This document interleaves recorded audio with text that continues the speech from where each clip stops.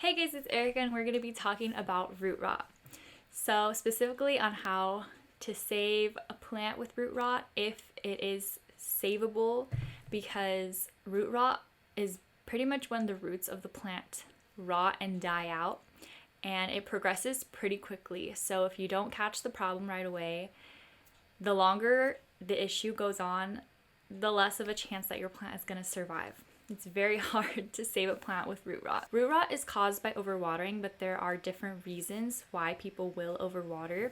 So for example, if you bring a plant home from the store, like a big box store, they often overwater their plants, and the plant may look fine at the store, but in their roots are slowly rotting because sometimes the soil doesn't dry out very well, and there's weird clumps that stay wet and other parts that are dry. So you might think the soil is dry and water it, and then your plant will start being affected by that.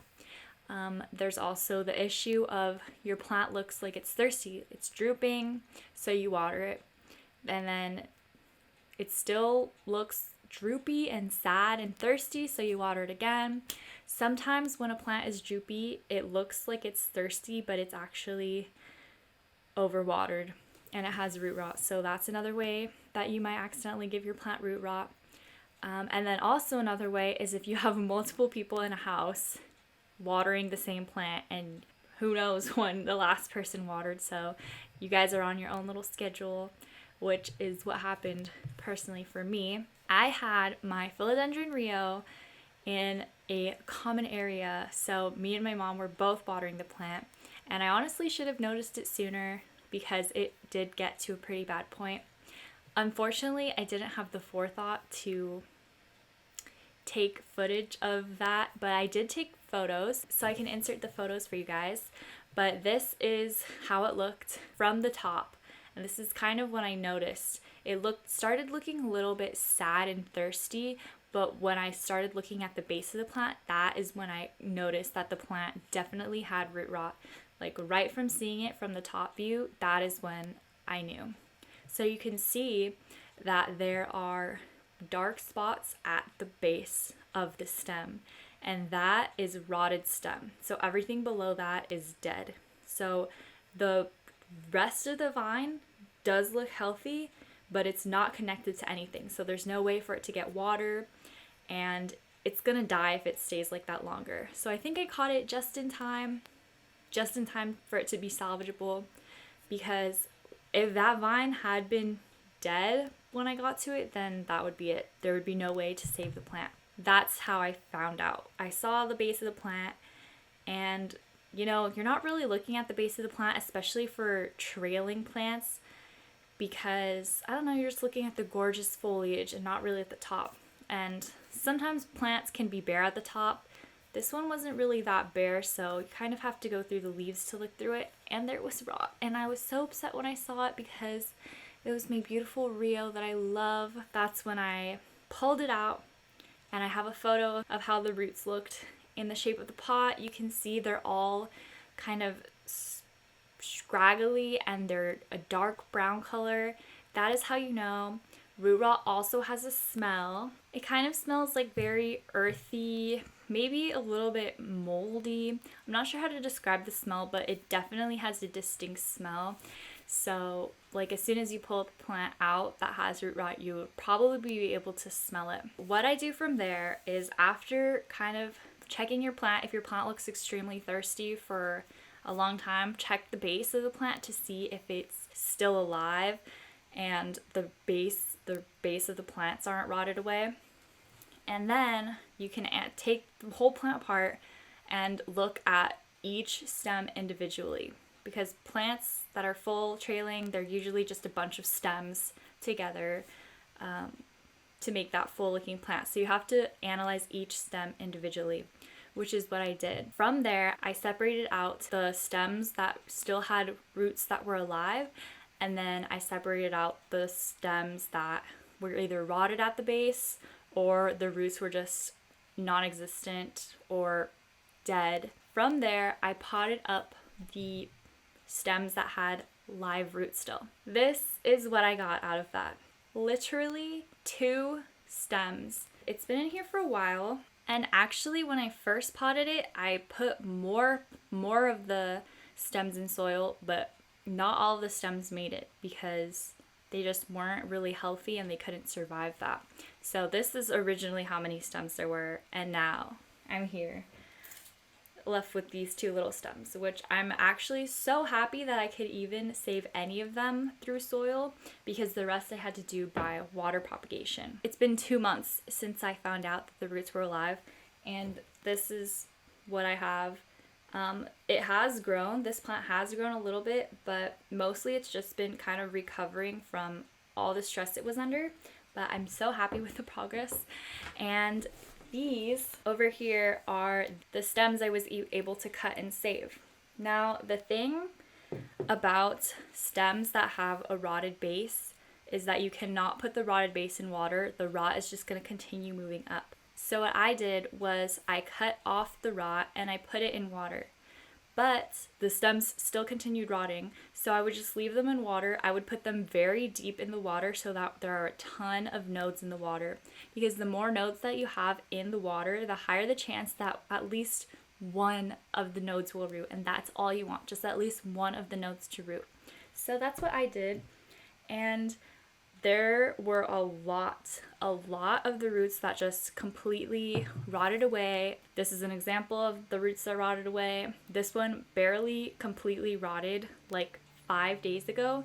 So that was tragic, but it's okay because at least I have these. And I just wanted to show you also how this looks, because I had to cut off a lot of rotted stem. I would cut off as much of the rot as possible, but it would still come back. So these are the stems that I completely saved. Like, these are golden, they're great, they could be potted soon, but you can see this line right here. This is a rotted stem. Right here, there's a rotted stem as well. And luckily, like I said, these were very long vines. So I was able to save them, because if the vines were any shorter, the whole entire vine would have rotted, but I was able to save it because the vines were so long. And also for the ends of the vine, I would cut into multiple pieces so that hopefully I would be able to have different stems to be able to put in and make a full plant again, because as much as I love this tiny little 2-stem baby, I really miss my full and luscious trailing Rio. By the way, you will have leaves falling off all the time. So this one came off, and that's okay, especially if it's on the lowest node. I will put leaves under the water. You can take them off, but I like to leave them on so that not the actual like leaf in the water, but the stem part will be underwater. Sometimes the stem will rot and then the leaf will fall off. Sometimes it will stay, and I like to leave it on just to see if the leaf will survive. This one looks like it just fell off because I was touching it. This is one of the cuttings. Like I said, I took center cuttings. I would cut the vines into multiple pieces so that there would be more of a chance.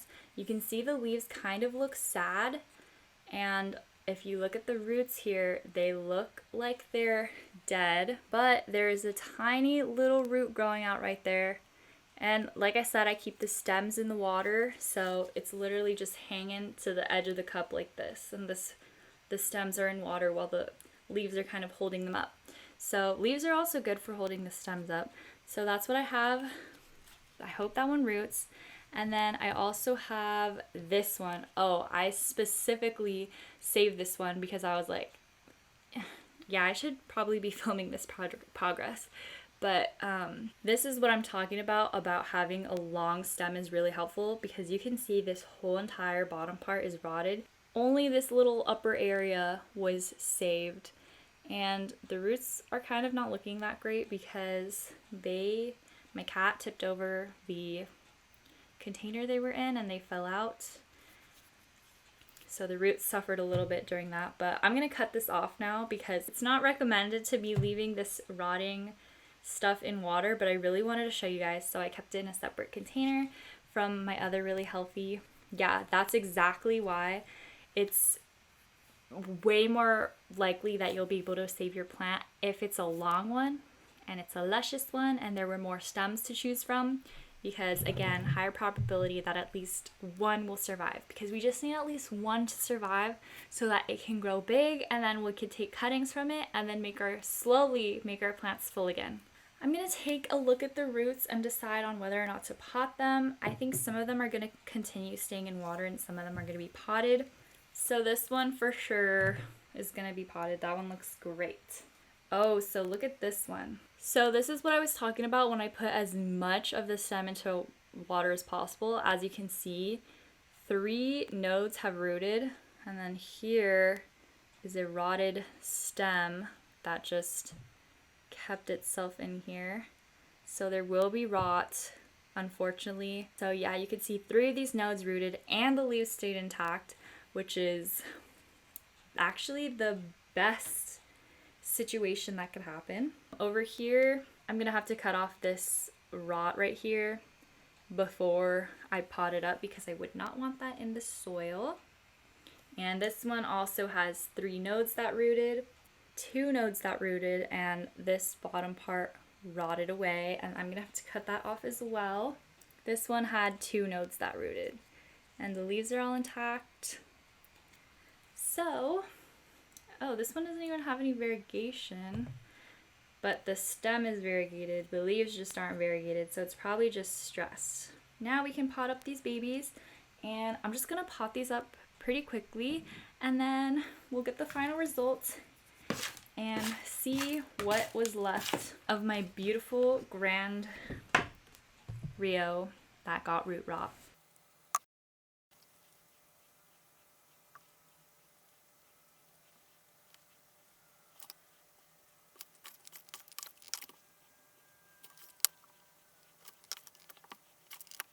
So I potted up my little plant.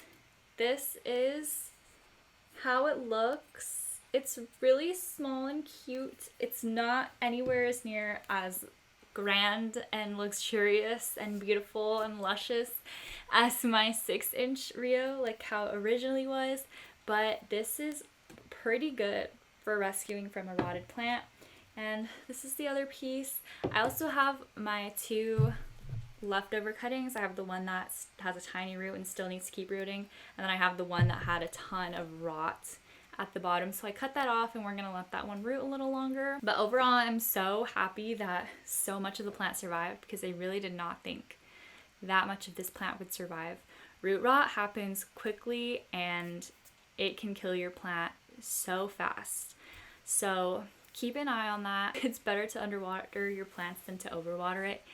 And it's just a lot easier to try and save a plant that has been underwatered than to save one that has rotted. It happens so quickly. I think that's the fastest way to kill your plant, other than putting it in direct sunlight when it's not a direct sun plant. I hope this encourages you. If you have a plant that has root rot, even if you think it's not going to survive, you should still try and see if you can save it, because what's the worst that can happen? Like, that's the way to have the best possible outcome. I hope you enjoyed this video. If this ever happens to me again, I will film the entire process from finding out my plant has root rot to the end. I should have done that for this, but I didn't think of it at the time until too late. But yeah, thank you for watching, and I will see you in the next one. Bye!